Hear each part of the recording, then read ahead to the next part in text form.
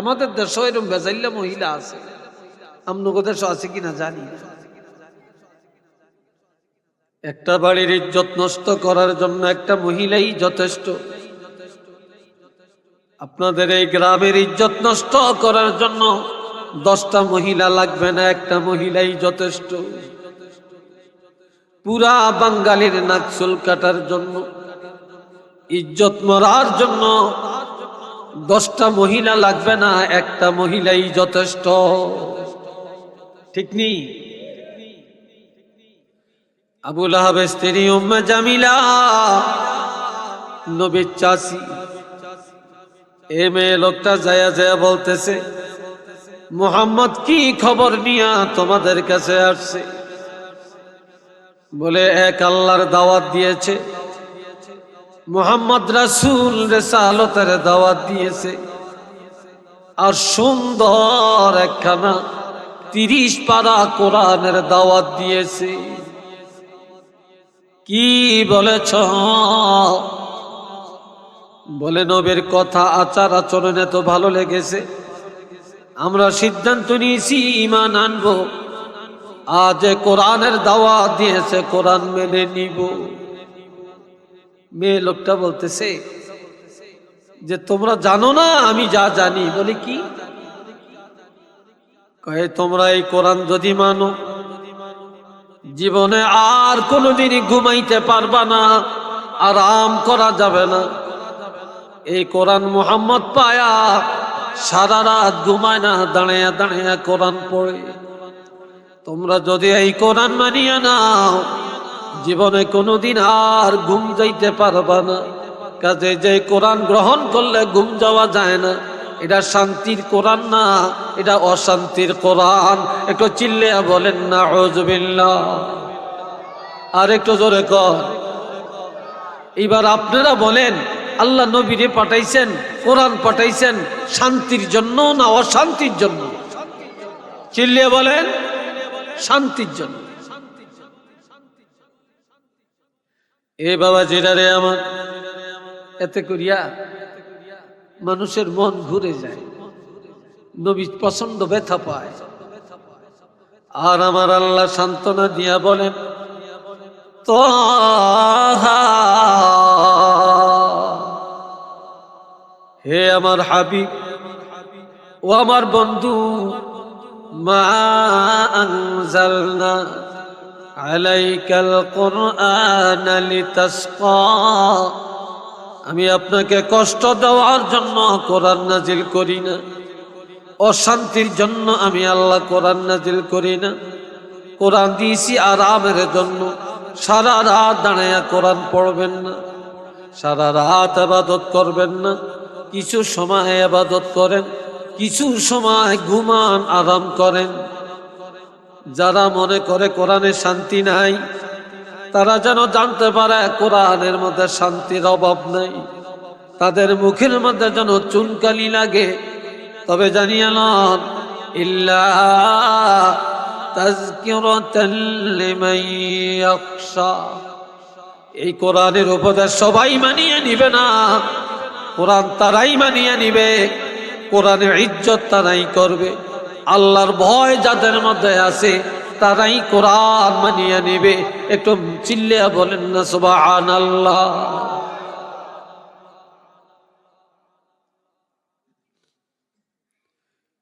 আরে কেতে আমার আল্লাহ বলেন,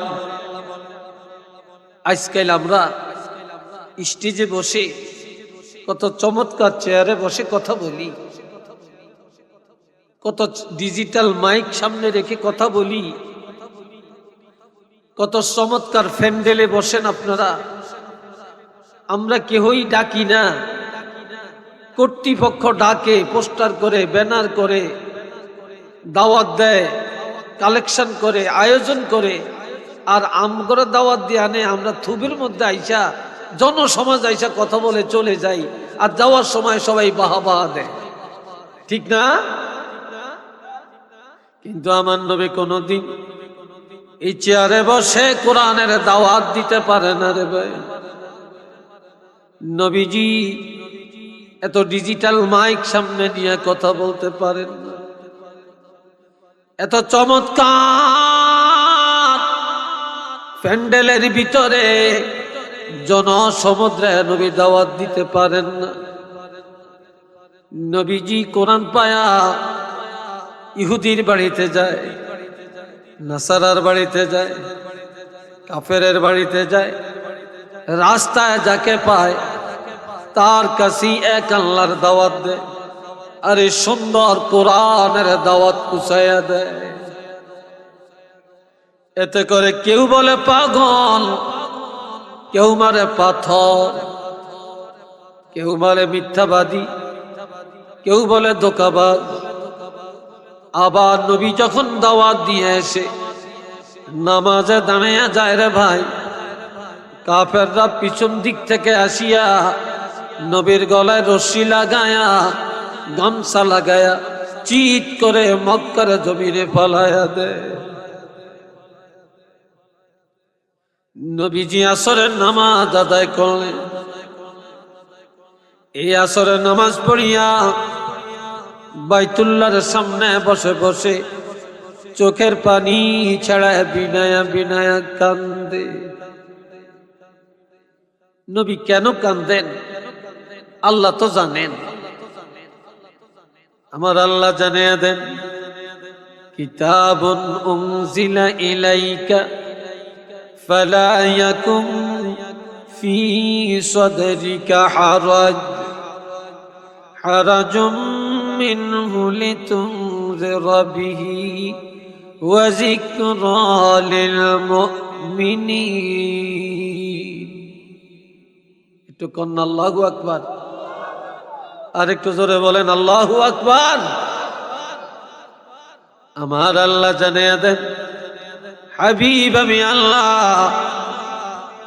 এই 30 পারা কোরআন আপনাকেই দিলাম বা আপনার উপরে নাজিল করা হলো। এই কিতাবের আলোকে দাওয়াত দেওয়ার ক্ষেত্রে মন ঘাবড়াবেন না, সংকীর্ণতা অবলম্বন করবেন না, দাওয়াত বন্ধ করা যাবে না। কেননা হক কথা যখন বলবেন, দাওয়াত যখন দিবেন, কারো কাছে ভালো লাগবে, কারো কাছে খারাপ লাগবে। আর এই দাওয়াতি দায়িত্ব নবীরা পালন করেছেন, যন্ত্রণা ভোগ করেছেন, মাইর খেয়েছেন, গাল মন্দ শুনেছেন। আপনাকেও কষ্ট করা লাগবে, গাল মন্দ শোনা লাগবে, মাইর খাওয়া লাগবে। তবে কারা মানে কারা মানে না এটা নিয়ে আপনি চিন্তা করবেন না। আপনি লিতুনজিরা বিহি এই কিতাবের আলোকে ভয় দেখাতে থাকেন, দাওয়াত দিতে থাকেন। তবে হেদায়েতের মালিক আমি আল্লাহ, কাউকে বানাই না। আপনার দায়িত্ব হলো দাওয়াত পৌঁছায়া দেওয়া, আর হেদায়েতের মালিক একমাত্র আমি আল্লাহ। একটু চিল্লে বলেন না মারহাবা, আরেকবার বলেন আল্লাহু আকবার। হেদায়েতের মালিক কে? জোরে বলেন কে? তবে ওয়াজিকরা লিল মুমিনিন এই কিতাবের উপদেশগুলি সব ইমানদারের জন্য আমি আল্লাহ সাজিয়ে রেখেছি। মুমিনের জন্য নামাজের উপদেশ, হজের উপদেশ, যাকাতের উপদেশ, পর্দার উপদেশ, হালালের উপদেশ, হারাম থেকে বাঁচার উপদেশ, ইলমি দ্বীনের মর্তবা সম্পর্কে উপদেশ, আলেমের উপদেশ, বিবাহের উপদেশ, তালাকের উপদেশ। এইভাবে আমি আল্লাহ একটা একটা করিয়া যত উপদেশগুলো আছে এগুলা ইমানদারের জন্য কোরআনে সাজিয়ে দিলাম। একটু চিল্লে বলেন সুবহানাল্লাহ।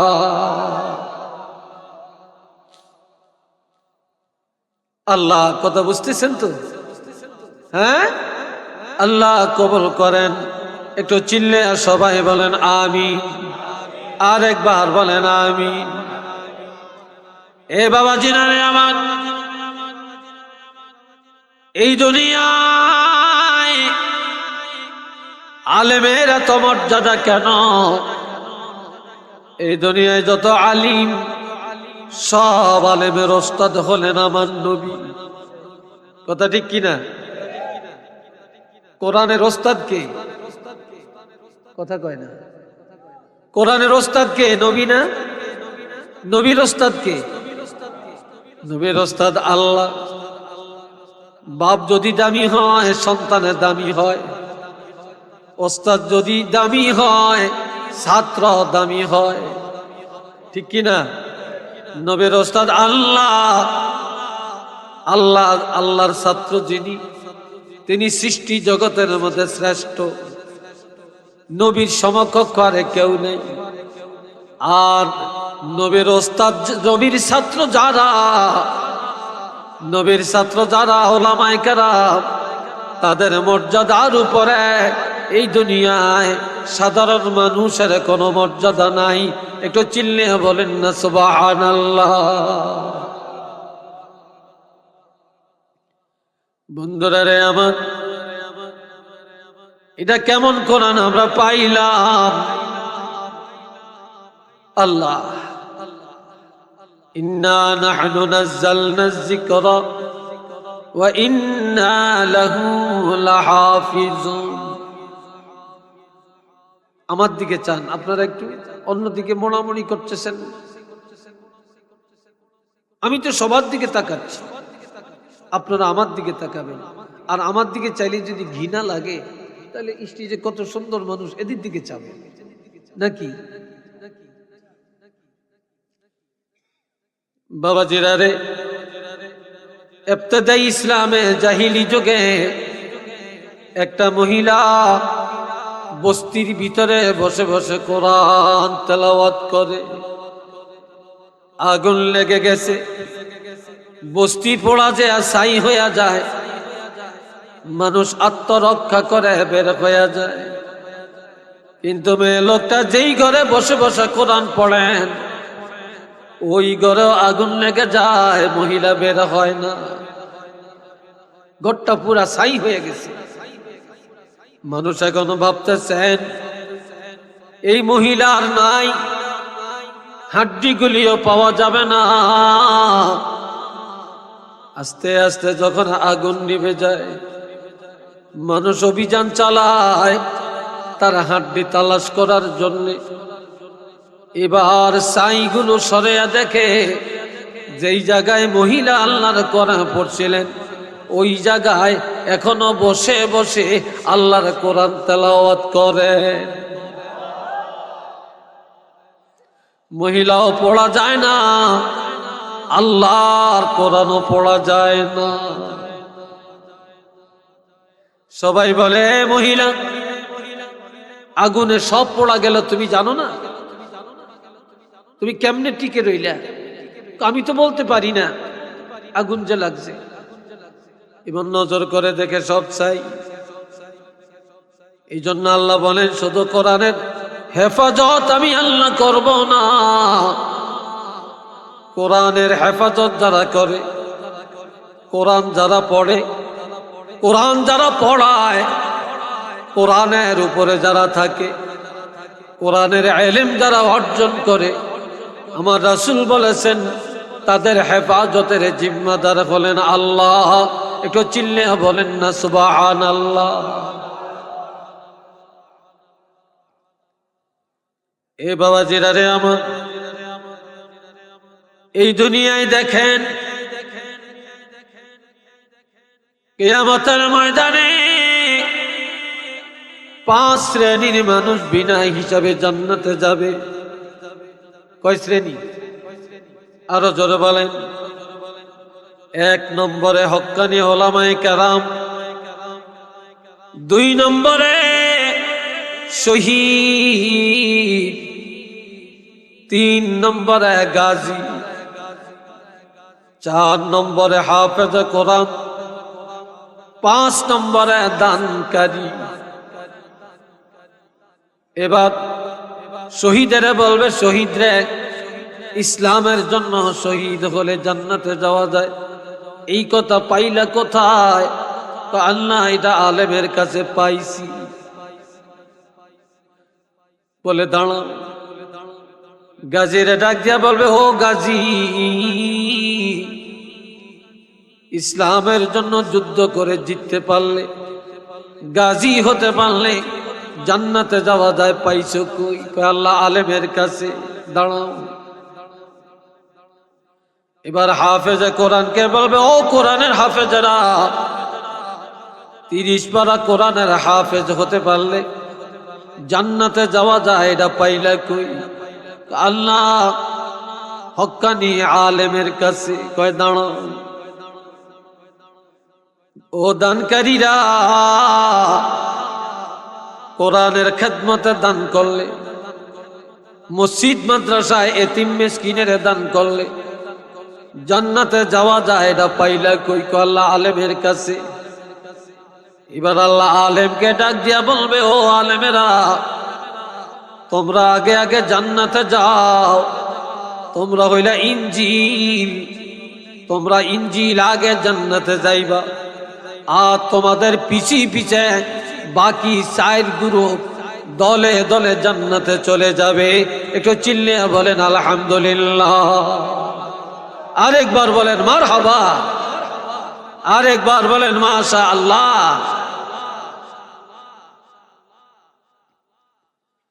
হাজিরিনে কেরাম, এই জন্য আজ নাই কোরআনের ইজ্জত আমাদের কাছে নেই।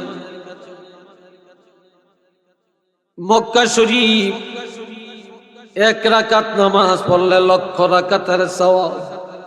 ঠিক নেই? কেন? নবীর আগমন মক্কায়, আর সর্বপ্রথম মক্কা শরীফ আল্লাহ কোরআন নাজিল করেন। মক্কা শরীফের ইজ্জত আল্লাহ বাড়াইয়া দেন, মদিনার ইজ্জত বাড়ালেন। এই মদিনা মুনাফফারা রাসূল হিজরত করে গেলেন,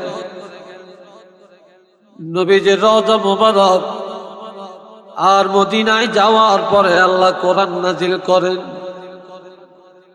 যার কারণে আল্লাহ আরশে আজিমের কিবলা বানাইলেন, জমিনের কিবলা বানাইলেন, বেহেশতের কিবলা বানাইলেন, বাইতুল্লাহর কিবলা মদিনা বানাইয়া দিলেন। আর এই মদিনা মুনাফফারায় প্রত্যেকটা নেক আমল 50,000 গুণে বেশি সওয়াব আমার আল্লাহ বাড়াইয়া দিলেন। একটু চিল্লিয়া বলেন সুবহানাল্লাহ।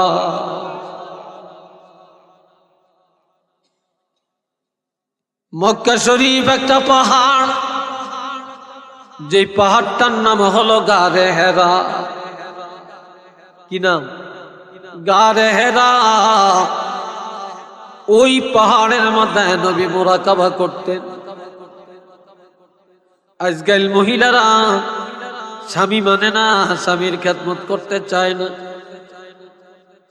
নবীজি ওই পাহাড়ের মধ্যে যখন মুরাকাবা করেন, অন্ধকার রাত, হযরত খাদিজা কোনদিন 1 বার, কোনদিন 2 বার, কোনদিন 3 বার পাহাড়ে উঠতেন, আর আমার নবীর খেদমত করে আসতেন, পানি খানা পিনা দিয়ে আসতেন। আর ওই পাহাড়ের মধ্যে সর্বপ্রথম আল্লাহর কোরআনের 5টি আয়াত আল্লাহ নাজিল করেন। ইকরা বিসমি রাব্বিকাল্লাযী খলাক, খলাকাল ইনসানা মিন আলাক, ইকরা ওয়া রাব্বুকাল আকরাম, আল্লাযী আল্লামা বিল কলম, আল্লামাল ইনসানা মা লাম ইয়ালাম। এই আয়াতগুলো নাজিল হয়, যার জন্য আমার নবী বলেছেন এই পাহাড় এখন আর গারে হেরা নয়। নবীর জবান মোবারকে বলেছেন 2 নূরের সম্মিলন। নবী হলেন 1 নূর। আমার নবী নূর না? কথা বলে না, জোরে বলেন। নবী নূর, কোরআন আর একটা নূর। এই দুই নূরের মিলন যেখানে, নবী বলেছেন এই পাহাড় আর গাড়ে ঘেরা নয়। সেদিন থেকে নবী ঘোষণা দিলেন এই পাহাড়ের নাম হলো জাবালে নূর, এটা নূরের পাহাড়। একটু চিল্লে বলেন না সুবহানাল্লাহ। পাহাড়ের ইজ্জত আল্লাহ বাড়াইয়া দেন। এইবার আমি জানতে চাই, লম্বা কথা না, কয় মাসে এক বছর ইতারে উঠছে গেলে এই 4 জন কিনলে উঠছে কি যাই গিয়ে নাকি? হ্যাঁ, তাহলে তো আমার ছাড়িয়ে দেওয়া দরকার, তাহলে ছাড়িয়ে দেওয়া দরকার। তো 4 জনের এক জায়গায় তিনি হিসাবে দিচ্ছি। হায় হায়, কিতা কয় এ বাবা জেরারে আমার শোনেন, রমজান মাসের দাম সবচাইতে বেশি কেন? আর আল্লাহর কাছে একটা দোয়া করেন এই গভীর রাত্রে, আল্লাহ পাক যেন যখন ওই মরণটা দেয় রে বাবা, রমজান মাসে যেন মৃত্যুটা দেয়। এটা আমিন বলতেন না? আর একটু জোরে বলেন না। قال رسول الله صلى الله عليه وسلم من مات من شهر رمضان يرفع عنه عذاب القبر إلى يوم القيامة। আমার নবী ارشاد ফরমান, নবী ارشاد ফরমান যে রমজান মাসে কোন ঈমানদার যদি ইন্তেকাল করে, এই রমজানের ইজ্জতের দিকে তাকায়া আমার আল্লাহ কিয়ামত পর্যন্ত কবরের আযাব উঠাইয়া নিয়ে যায়। কারণ শাহরু রমাদান আল্লাযী উনজিলা ফীহিল কুরআন, এই রমজান মাস কোরআন নাজিলের মাস। এই মাসে কোরআন নাজিল করেছেন। একটু চিল্লিয়ে বলেন না আলহামদুলিল্লাহ। জি, আরো আগে ইঙ্গিত দিলে তো আমার ভালো হইতো। এ ভাইরা রে আমার, 365 দিনে এক বছর, এর মধ্যে কোন দিনটা সবচেয়ে দামি, কোন রাত্রটা দামি বলেন? জোরে বলেন। লাইলাতুল কদর। কেননা এই রাত্রে আমার আল্লাহ ইন্না আনজালনাহু ফি লাইলাতিল কদর, এই রাত্রে 30 পারা কোরআন একসাথে আমার আল্লাহ দুনিয়ার আসমানে বাইতুল আতিক নামক একটা মসজিদ, ওই মসজিদে আল্লাহ অবতীর্ণ করেন। সেখান থেকে অল্প অল্প করে 1 আয়াত 2 আয়াত করে আয়াতান আয়াতান সূরাতান সূরাতান নজমান নজমান করে আল্লাহ নাজিল করেন দীর্ঘ 23 বছরে। তাই যে রাত্রে কোরআন নাজিল করা হয়, 1000 মাসের চাইতে আরো বেশি এই রাত্রের মর্যাদা। একটু চিল্লে বলেন না মারহাবা। কি কদর এই রাত্রে।